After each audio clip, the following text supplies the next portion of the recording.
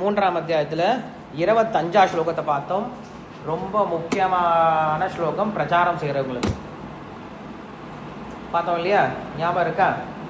என்ன ஸ்லோகம் அப்படின்னா, இந்த ஸ்லோகம் தெரிஞ்சிருச்சு அப்படின்னா நீங்கள் யாருக்கு வேணால் பிரச்சாரம் செய்யலாம், யாரை வேணால் கிருஷ்ண பக்தி கூட்டிகிட்டு வந்துடலாம்.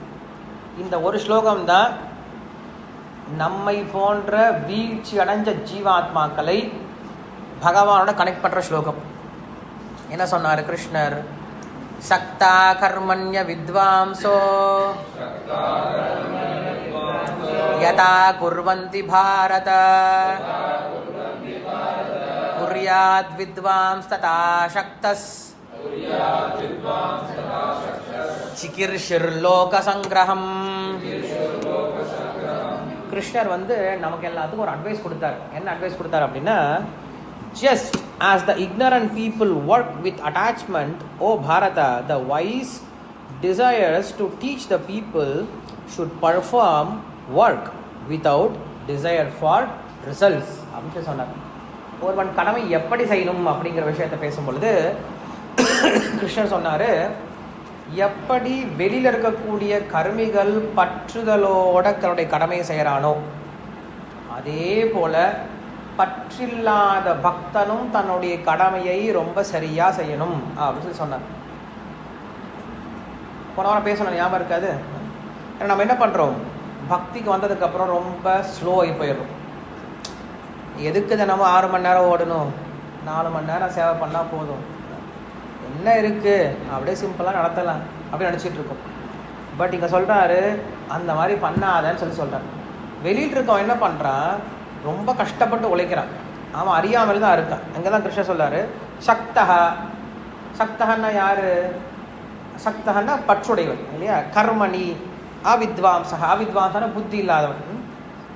பற்றுடையவன் எப்படி தன்னுடைய கடமையை ரொம்ப சரியாக செய்கிறானோ அதே போல் என்ன பண்ணுமா, பற்று இல்லாதவனும் தன்னுடைய கடமையை சரியாக செய்யணும் அப்படின்னு சொல்கிறார். காரணம் என்ன அப்படின்னா, ஒரு சில சமயம் என்ன ஆகும்னா, பற்று இல்லை அப்படிங்கிற காரணத்தினால கடமை ஏனோதான் பண்ணிடுவோம். நான் சமைக்கிறேன், நான் சாப்பிட போகிறது இல்லை, அப்போ என்ன பண்ணுவேன், ஏதோ ஏனோதான் சமைச்சு, யாரோ சாப்பிட போகிறாங்க, எனக்கு என்ன அப்படின்னு சொல்லி சமைச்சு வச்சிருது. பட் வெளியில் இருக்கவங்க என்ன பண்ணுறான், தான் சாப்பிடணும் அப்படின்னு நினைத்தனால என்ன பண்ணுறான், நல்லா சமைக்கிறானா. நம்ம என்ன பண்ணுறோம், யாருக்கோ தானே அப்படின்னு என்ன பண்ணுறோம், ஏதோ ஏனோதானு பண்ணி வச்சிடும். பட் அந்த மாதிரி பண்ணக்கூடாது. வெளியில் இருக்கவன் எவ்வளோ கஷ்டப்பட்டு பற்றுதல் இருக்கவன் ரொம்ப கஷ்டப்பட்டு உழைக்கிறானோ அதே போல நீ என்ன பண்ணு, உழை அப்படின்னு சொல்கிறேன். அதனால சொல்கிறார், எதுக்காக? சிகிர்ஷிர் லோக சங்கிரகம் அப்படின்னு சொல்கிறார். லோக சங்கிரகம்னா என்னது? மக்களுக்கு உதாரணம் காட்டுவதற்காக. கிருஷ்ண பக்திக்கு முன்னாடி அவன் வந்துட்டு இருந்தான் சார், நல்லா வந்துட்டு இருந்தார், நல்லா படிச்சுட்டு இருந்தார். கிருஷ்ண பக்திக்கு போனார், அவ்வளோதான், பிரயோஜனம் எல்லாம் போயிட்டார், ஒன்றும் படிப்பே சரியில்லை அப்படின்ட்டு என்ன பண்ணக்கூடாது, தப்பான எக்ஸாம்பிளாக மாட்டக்கூடாது. கிருஷ்ண பக்திக்கு போகிறதுக்கு முன்னாடி நல்லா பிஸ்னஸ் பண்ணிகிட்டு இருந்தார், போனதுக்கப்புறம் எல்லாம் டவுன் ஆகிடுச்சு, ஒன்றும் பிரயோஜனம் இல்லை அப்படின்ற பேர் வாங்கிடக்கூடாது.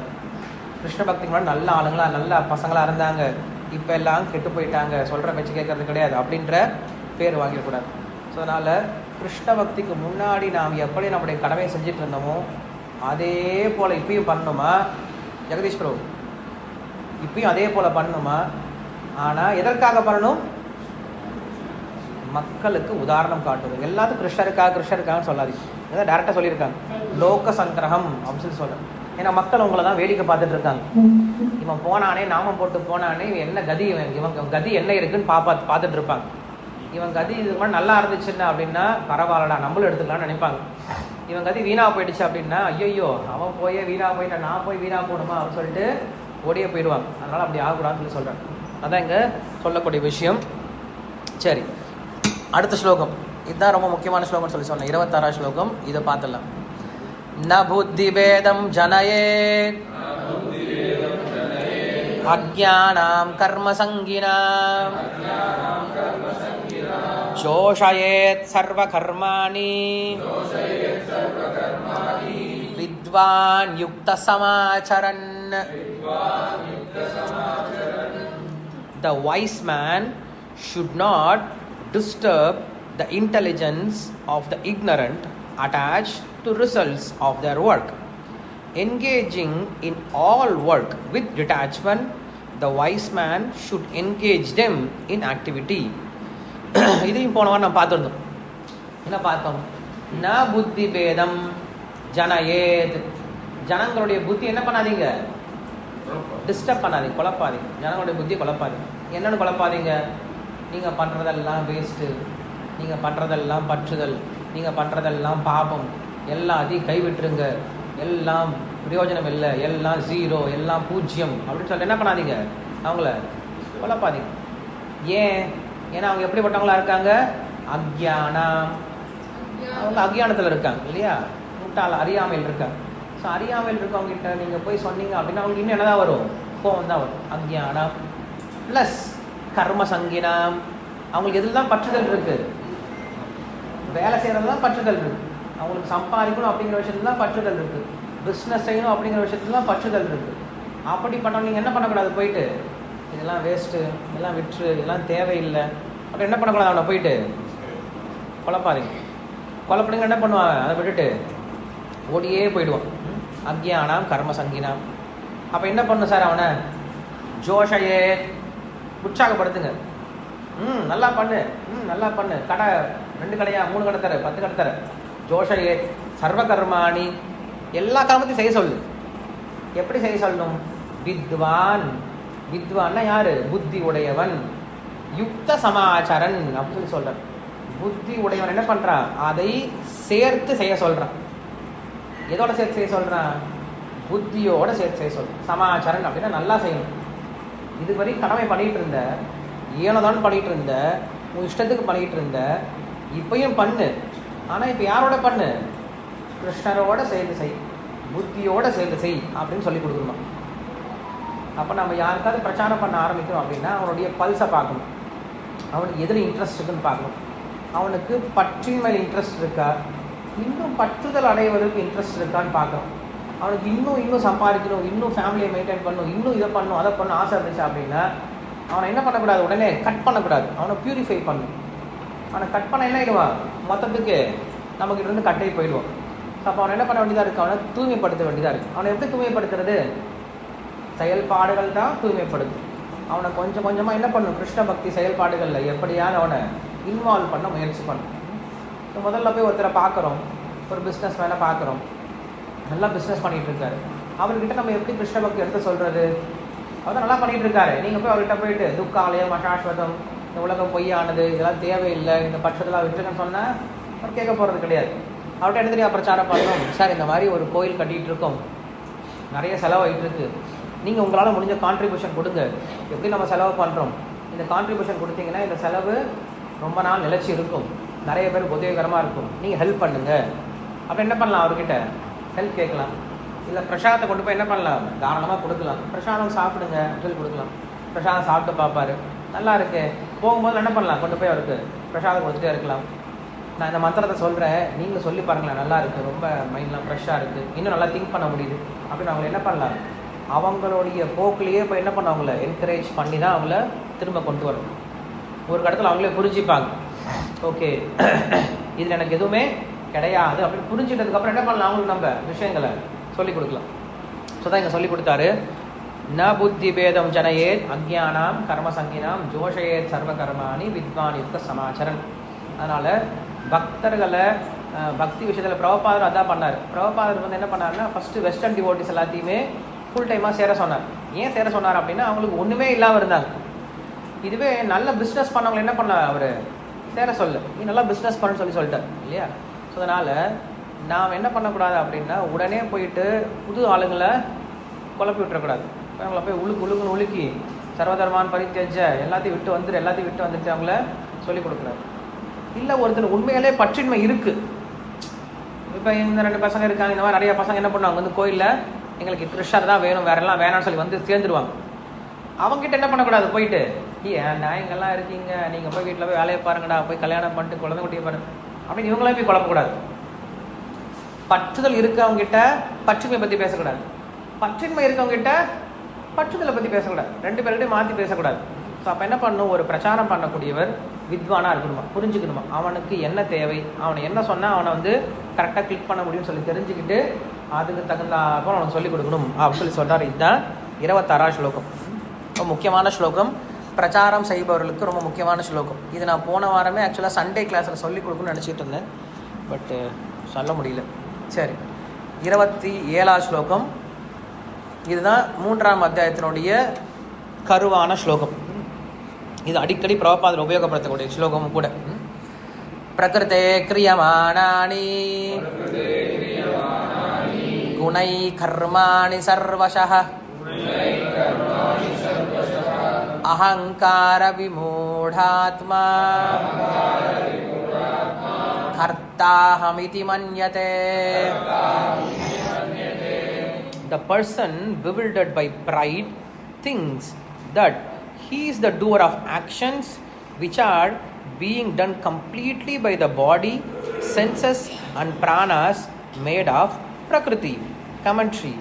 Though both persons are equally engaged in action, the difference between the person in knowledge and the person in ignorance is expressed in 2 verses.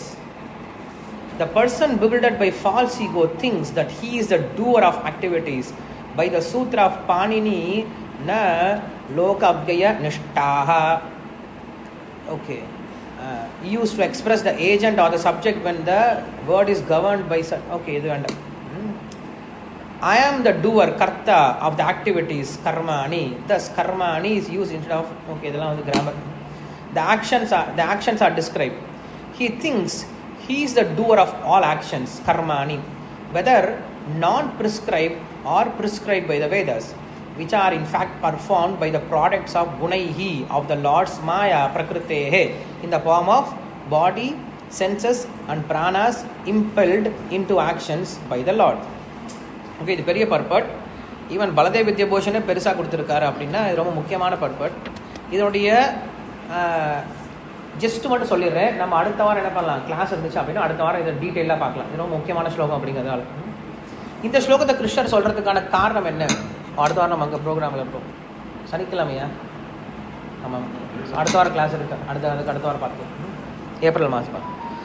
இந்த ஸ்லோகத்தை கிருஷ்ணர் இங்கே ஏன் பேசுகிறார் அப்படின்னா, நான் ஆரம்பத்தில் உங்ககிட்ட சொல்லியிருந்தேன், 3ஆம் அத்தியாயத்தில் கிருஷ்ணர் ஒரு விஷயத்தை பற்றி பேசினார். என்ன விஷயத்தை பற்றி பேசினார் அப்படின்னா, நான் அனுபவிப்பாளன் அல்ல, சாரி இந்த அத்தியாயம் நான் செய்பவன் அல்ல அப்படிங்கிற விஷயத்த கிருஷ்ணன் இந்த 3ஆம் அத்தியாயத்தில் பேசுகிறார்.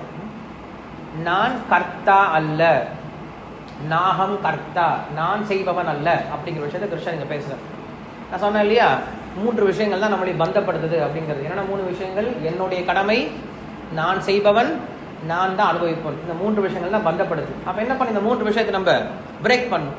அதுக்கு 3ஆம் அத்தியாயத்தில் கிருஷ்ணர் பேசக்கூடிய விஷயம் இதுதான், நீ செய்பவன் அல்ல அப்படின்ற விஷயத்த முதல்ல பேசுகிறேன். இதுதான் இங்கே சொல்கிறார், நீ செய்பவன் அல்ல. இப்போ ஒரு கார் ஓட்டுறோம் அப்படின்னா நான் என்ன பண்ணுறேன், டிரைவர், ஆஸ் அ டிரைவர் நான் என்ன பண்ணுறேன், காரில்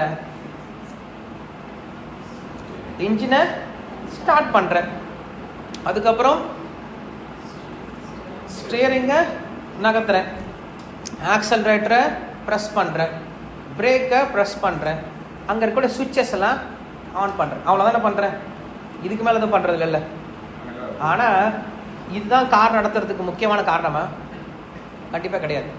கார் நடத்துறதுக்கு நிறைய உள்ள மெக்கானிசம் நடந்துட்டு இருக்கு இல்லையா, உள்ளார ஆயிரக்கணக்கான ஃபங்க்ஷன்ஸ் நடந்துட்டு இருக்கு. ஆனால் என்ன தெரியுமா நினைக்கிறேன், நான் தான் காரை நடத்திட்டு இருக்கேன்னு நினைக்கிறேன். உண்மையில் இது எல்லாமே கம்பெனி ஏற்கனவே செட் பண்ணி வச்சிருச்சு. இப்போ என்ஜினுக்குள்ளார போய் நான் உள்ள பூந்து என்ன பண்ணல, என்ஜினை பிஸ்டனை போட்டு டக்க டக்க டக்க டக்குன்னு நான் போட்டு அழுத்தலை. வீலுக்குள்ளே பூந்து என்ன பண்ணல, நான் டயரை சுத்தலை. லைட்டுக்குள்ளே பூந்து நான் என்ன பண்ணல, பிரைட்னஸ் கொடுக்கல. ஹாரனுக்குள்ளே பூந்து நான் என்ன பண்ணல, சப்தத்தை உற்பத்தி பண்ணல. அதோடைய வேலையை பண்ணிகிட்டு இருக்கு. எதனால்? ஏற்கனவே அதை மேனுஃபேக்சரர் செட் பண்ணி வச்சுருக்காரு. நான் என்ன பண்ணுறேன், இன்னொரு ஆளாக இருந்து அதை வெறும் ஆப்ரேட் தான் பண்ணிகிட்டு இருக்கு. அவ்வளோதான், புரிஞ்சுக்கணும். இவ்வளோதான விஷயம். இதே தான் கிருஷ்ணன் இங்கே சொல்கிறார். இந்த உடம்பு இருக்குப்பா, இந்த உடம்பை நீ செயல்படுத்தவே இல்லை. இந்த உடம்பு ஏற்கனவே என்ன பண்ணிருக்காரு, பகவான் செட் பண்ணி தான் வச்சுருக்கார். கண்ணு பார்க்குறதா இருந்தாலும் சரி, காது கேட்கறதா இருந்தாலும் சரி, வாய் பேசுகிறதா இருந்தாலும் சரி, ஜீரணமாகறதா இருந்தாலும் எல்லா மெக்கானிசமும் ஏற்கனவே செட் பண்ணி வச்சாச்சு. மேனுஃபேக்சரர் செட் பண்ணி அமுச்சிட்டார். நீ என்ன தெரியுமா படுற, பார்க்கணும் அப்படின்னு ஆசைப்படுற, பார்க்க முடியுது. கேட்கணும்னு ஆசைப்படுற, கேட்க முடியுது. பேசணும்னு ஒரு நினைக்கிற, உடனே சப்தம் வெளில வருது இல்லையா? சாப்பிடணும்னு நினைக்கிற, சாப்பிட்றதுக்கான பொருளையும் உற்பத்தி பண்ணிட்டாரு. அதை குக் பண்ணுறதுக்கான நெருப்பையும் உற்பத்தி பண்ணிட்டாரு. அதை சாப்பிட்டதுக்கு அப்புறம் அதை ஜீரணம் பண்ணுறதுக்கான அக்னியாகவும் இருக்காரு. அப்போ எல்லா ஏற்பாடும் செஞ்சது யாரு தான்? பகவான் தான் இல்லையா? நீ செய்கிறது என்ன? ஏதோ ஆப்ரேட் பண்ணுற, அவ்வளோதான். அப்போ கிருஷ்ணர் இங்கே சொல்கிறாரு, எதுக்கு அகங்காரப்படணும்? நான் செஞ்சேன், நான் செஞ்சேன், நான் செஞ்சேன், நான் செஞ்சேன், எதுக்கு அகங்காரப்படுறேன்? இதான் எதுவுமே பண்ணவே இல்லையே. நீ பண்ணது ஒன்றே ஒன்று தான். என்ன பண்ண? செய்யணும் அப்படின்னு ஆசைப்பட்ட, அவ்வளோதான். மற்ற எல்லா வேலையும் செஞ்சது யார்? பகவானும் பிரகிருத்தியும் சேர்ந்து தான் செஞ்சிருக்கு. ஆனால் நீ என்ன பண்ண? எல்லா கிரெடிட்டும் நீ எடுத்துக்கிட்ட. நீ தான் பண்ணன்ற எல்லா கிரெடிட்டையும், எல்லா புகழையும் நீ எடுத்துக்கிட்ட. எல்லா புகழும் இறைவனுக்கேன்னு போகிறதுக்கு பதிலாக எல்லா புகழும் எனக்கே அப்படின்னு நாங்கள் மாற்ற ஆரம்பிச்சிட்டோம். இந்த கோயிலெலாம், பழைய இந்த மீனாட்சி கோயில், இந்த கோயிலெலாம் போகும்போது பார்த்தா எனக்கு ஆச்சரியமாக இருக்கும். என்ன பண்ணுவாங்கன்னா, அங்கே போய் நின்று செல்ஃபி எடுத்துப்பாங்க. பக்கத்தில் நின்று, ஒரு பெரிய தூண் பக்கத்தில் நின்று செல்ஃபி எடுத்துப்பாங்க. என்ன அர்த்தம் தெரியுமா? நான் தான் இதை பண்ணியிருக்கேன் இல்லையா? யாரோ செஞ்சுருப்பாங்க, இவங்க என்ன பண்ணுவாங்க? பக்கத்தில் போய் ஃபோட்டோ எடுத்துக்கிட்டு நான் தான் இதுக்கு ஆர்கிடெக்ட் மாதிரி போஸ்ட் கொடுத்துப்பாங்க. ஸோ அது போலாம் கிருஷ்ணர் இங்கே சொல்கிறாரு. இந்த விஷயத்தை ஏன் தெரியுமா சொல்கிறாரு? இதை நம்ம சிந்தனையில் வச்சுக்கிட்டே இருக்கணும். நான் செய்யலை, நான் செய்யலை, நான் செய்யலை, நான் செய்யலை அப்படின்னு நினச்சிட்டே இருந்தோம் அப்படின்னா, இது நம்மை ஆத்மாவை உடலிருந்து பிரித்து பார்ப்பதற்கு உதவிகரமாக இருக்கும் இந்த சிந்தனை. இப்போ ஆத்மாவுடன் இந்த உடம்பை நம்ம ஏன் கனெக்ட் பண்ணி பார்க்கணும் அப்படின்னா, நான் செய்கிறேன், நான் செய்கிறேன், நான் செய்கிறேன், நான் செய்கிறேன்ற எண்ணம் தான் என்ன பண்ணுது? ஆத்மாவை உடம்போட பிணைச்சிடுது இல்லையா? கட்டுப்படுத்துது. ஸோ அப்போ என்ன பண்ணும்? அந்த பிரிவுக்கு என்ன பண்ணும்? இந்த சிந்தனை அவளுக்கு இருந்துகிட்டு இருக்கும். நான் செய்யலப்பா, நான் என்னப்பா செஞ்சேன், நான் என்னப்பா செஞ்சேன், நான் என்னப்பா செஞ்சேன், நான் எதுவும் பண்ணவே இல்லை, நான் எதுவும் பண்ணவே இல்லை. உண்மையில் நம்ம எதுவுமே பண்ணவே இல்லை தான். பல்ராம் இந்த டைம் வந்து மீட்டிங்கில் சொன்னார், ஓகேப்பா நாங்கள் எல்லாம் தங்க வைக்கிறீங்க, எல்லாம் பண்ணுறீங்க, தங்கத்தை உற்பத்தி பண்ணது யார்? நீங்கள் கிடையாது. அதை வெட்டி எடுத்துகிட்டு வந்தது யார்? நீங்கள் கிடையாது. அதை ப்யூரிஃபை பண்ணது யார்? நீங்கள் கிடையாது. அதை பட்டறையில் கொண்டு வந்து அதை வந்து நகையாக மாற்றினது யார்? நீங்கள் கிடையாது. அதை ஷோரூமில் கொண்டு வந்து விற்றது யார்? அதுவும் நீங்கள் கிடையாது. சார் ஷோரூமை கட்டினது யார்? அதுவும் நீங்கள் கிடையாது இல்லையா? இல்லை வாங்க வந்தவங்க யார்? அதுவும் நீங்கள் கிடையாது. இல்லை கஸ்டமர்ஸ்க்கு இதை வாங்கணும் அப்படின்னு எண்ணத்தை கொடுத்தது யார்? அதுவும் நீங்கள் கிடையாது. ஆனால் பேர் மட்டும் என்னது? நான் வித்துட்டேன், நான் வித்துட்டேன் அப்படின்னு நினச்சிட்டு இருக்கோம். இதுதான் அகங்காரம். இந்த அகங்காரத்தை என்ன தெரியுமா ஆகும்? எல்லாத்தையும் நான் அனுபவிக்கணுன்ற எண்ணம் வரும். இதுவே கிருஷ்ணர் பண்ணான்ற எண்ணம் வந்துச்சு வச்சுக்கோங்களேன், அப்பா கிருஷ்ணர் வித்து கொடுத்துட்டாரு அப்படின்னு என்ன பண்ணுவோம்? வித்த காசை கிருஷ்ணருக்கு கொடுக்க முயற்சி பண்ணுவோம் இல்லையா? இப்போ என்ன நினச்சிட்டு இருக்கேன்? நான் வித்த நினச்சதுனால எல்லாமே எனக்கு நினைக்கிறேன். கம்பெனியில் நினைக்கிற மாதிரி தான். கம்பெனியில் இப்போ அடுத்து அக்ஷய திருத்தியை வருது. ஸோ அக்ஷய திருத்தியை வந்துச்சு அப்படின்னா ஒரு ஷோரூம் நல்லா வித்துட்டாங்க. வித்தோன்னே இந்த மேனேஜர் நினைக்கிறார், நான் தான் விற்றேன் அப்படின்னு நினச்சா அடுத்த என்ன தெரியுமா என்ன வரும்? ஆக்சுவலாக எனக்கு தானே வரணும் இந்த காசெல்லாம், நான் ஏன் கம்பெனி கொடுக்கணும்? நான் தானே விற்று கொடுத்தேன், நான் விற்றுட்டு ஏன் கம்பெனி காசு கொடுக்கணும் அப்படின்ற அந்த எண்ணம் வர ஆரம்பிச்சிடும். ஸோ நம்ம எல்லோரும் இந்த உலகத்தில் அப்படி தான் வாழ்ந்துட்டுருக்கோம். நான் செஞ்சேன், நான் செஞ்சேன், நான் செஞ்சேன்ற காரணம் இருக்கிறதுனால தான் நாம் இந்த உடம்போட பந்தப்பட்டிருக்கோம் அப்படின்னு சொல்லிட்டேன். இதுதான் இந்த ஸ்லோகத்தினுடைய மிக முக்கியமான மையப்பொருள். நான் கர்த்தா அல்ல, நாகம் கர்த்தா அப்படின்ற விஷயத்த புரிஞ்சுக்கணும். ஒருத்தர் பஸ்ஸில் ஏறி போகிறார், சென்னைக்கு பஸ்ஸில் ஏறி போகிறார். 2 பேர் ஏறுறாங்க, டிரைவரும் போகிறாரு, பேசஞ்சரும் போகிறார். பேசஞ்சர்கிட்ட கேட்டேன், எங்கே சார் போகிறீங்க? நான் சென்னை போகிறேன் சார் அப்படின்ட்டார். ஏறின உடனே சீட்டில் படுத்தார், தூங்கிட்டார். டிரைவர் ஏறினார். நான் கேட்டேன், நீங்கள் எங்கே சார் போகிறீங்க அப்படின்ட்டு. நான் டியூட்டிக்கு போகிறேன்னு சொல்லி சொன்னார். உண்மையில் பார்த்தோம் அப்படின்னா அந்த டிரைவர் தான் என்ன பண்ணார்? கீரை மாற்றினாரு, கிளச்சை மாற்றுறாரு, பிரேக்கை போடுறாரு, ஸ்டியரிங்கை திருப்புறாரு, நைட்டு ஃபுல்லாக முழிச்சு என்ன பண்ணுறாரு? எல்லா வேலையும் பண்ணுறாரு. ஆனால் அவர் நினைக்கிறாரு, நான் என்னுடைய கடமையை செய்யறேன்னு நினைக்கிறாரு. இவர் என்ன பண்ணாரு? பேசஞ்சரு போனவர் நல்லா தூங்கிட்டார். தூங்கினவர் நினைக்கிறாரு நான் சென்னைக்கு போகிறேன் அப்படின்னு நினைக்கிறாரு. என்ன சொல்லியிருக்கணும் இவர்? நான் தூங்க போகிறேன்னு சொல்லியிருந்தா பரவாயில்ல, நான் சென்னைக்கு போகிறேன் அப்படின்னு நினச்சிட்டு இருக்காரு. உண்மையில் இவர் சென்னைக்கு போகவே இல்லை, தூங்க தான் போகிறார். இவர் தான் என்ன பண்ணுறாரு? உண்மையில் சென்னைக்கு போகிறார். ஸோ அப்போ நாம் செயல்பட்டாலும் செயல்படலைன்ற எண்ணத்தோடு செயல்படணும். இவர் என்ன இருக்காரு, செயல்படலைனாலும் நான் செயல்படுறேன்ற எண்ணத்தோட இருக்காரு. யஜ்யம் பண்றோம், ஸ்வாஹா ஸ்வாஹான்னு யஜ்யம் பண்றாங்க, 4 பேர் உட்காந்து யஜ்யம் பண்றாங்க. யஜ்யம் பண்ற பலன் யாருக்கு போய் சேருது? இப்ப நீங்க உங்க வீட்டுல ஒரு யஜ்யம் அரேஞ்ச் பண்றீங்க, யஜ்யம் பண்ணா யஜ்யத்தினுடைய பலன் யாருக்கு வந்து சேரும்? ஓனருக்கு தானே வரும், செய்யறவனுக்கு எங்க வரும்? செய்யற பூஜாரிக்கு வருமா புண்ணியம்? ஓனருக்கு வருமா? ஓனருக்கு தான் வரும். ஏன் ஓனருக்கு வரும்?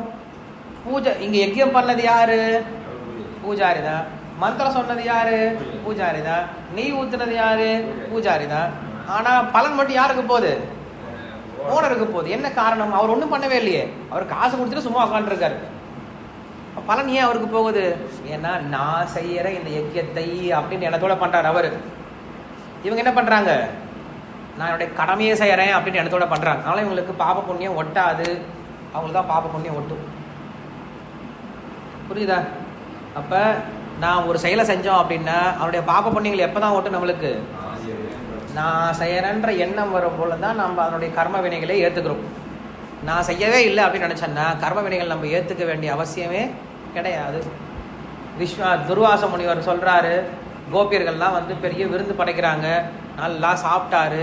சாப்பிட்டதுக்கப்புறம் யமுனையை தாண்டி போகணும்னு நினைக்கிறாங்க. யமுனையை தாண்டி போகணுமே சுவாமி, ஏதாவது ஹெல்ப் பண்ணுங்க.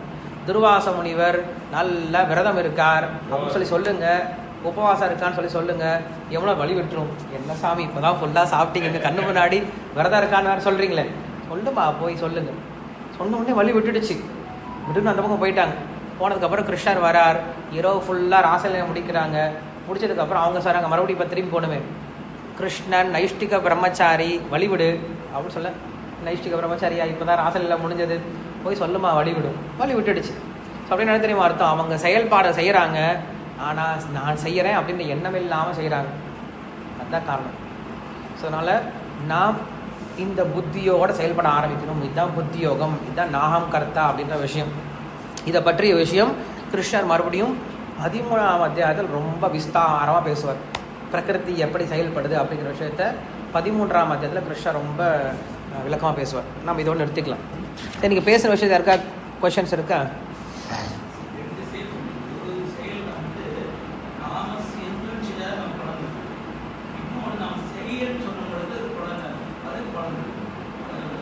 நாம் செயல்படாமையே நான் தான் செஞ்சேன்னு நினச்சோம் அப்படின்னா அதற்கான கர்மா நம்மளுக்கு வந்தே தீரும்.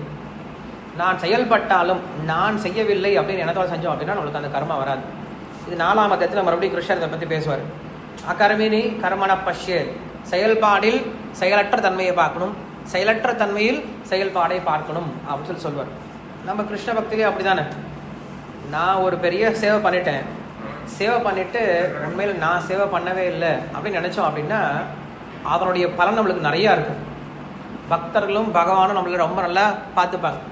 இதுவே நாங்கள் உண்மையில் சேவையே பண்ணவே இல்லை, ஆனால் எல்லாருக்கிட்டையும் போய் நான் தான் பண்ணேன்னு சொன்னேன் அப்படின்னா அதற்கான பலன் வேறு மாதிரி இருக்கும் இல்லையா? ஸோ அதனால தான் கிருஷ்ணர் இங்கே சொன்னார், நீ செய்பவன் அல்ல, நீ வெறும் 20% தான். ஒரு வேலை பண்ணுறதுக்கு 100% தேவைப்படுது. அதில் 5 பேர் இருக்காங்களாம். இந்த 5 விஷயங்களை கிருஷ்ணர் மறுபடியும் சொல்லுவார். இதில் உன்னுடைய வேலை இருக்கு இல்லையா, ஆத்மான்றவனுடைய வேலை என்னது? வெறும் 20% தான். 20%க்கு உண்டான பலனை மட்டும் எடுத்துக்கும். 100% பலனை என்ன பண்ணாத, எதிர்பார்க்காத அப்படின்றதான் விஷயம். ஸோ அதனால் இந்த 3ஆம் அத்தியாயம் எதுக்கு இருக்குது அப்படின்னா, கர்மயோகம் அப்படின்ற விஷயம் எதுக்காக சொல்லப்படுது அப்படின்னா, எப்படி நாம் செயல்பட வேண்டும். நாம் ஆஃபீஸ்லேயே செயல்பட்டாலும் கம்பெனிலே செயல்பட்டாலும் உண்மையில் நான் செயல்படலை, இதை கொடுத்ததும் கிருஷ்ணர் தான், இதை செய்யறதுக்கு புத்தி கொடுத்ததும் கிருஷ்ணர் தான், இதை வியாபாரம் செய்ய வைக்கிறதும் கிருஷ்ணர் தான். நான் என்ன பண்ணுறேன், வெறும் கருவியாக இருந்து அவர் கொடுத்த விஷயத்த மறுபடியும் என்ன பண்ணுறேன், அவருக்கே சமர்ப்பணம் பண்ணுறேன்ற புத்தியோடு நம்ம நம்முடைய செயல்பாடுகளை செய்யணும். இதுதான் கர்மயோகம் அப்படிங்கிற விஷயத்த என்ன பண்ணுறார் கிருஷ்ணர் 3ஆம் அத்தியாயத்தில் பேசுவார். இன்னும் விளக்கமாக இதில் 3ஆம் அத்தியாயம்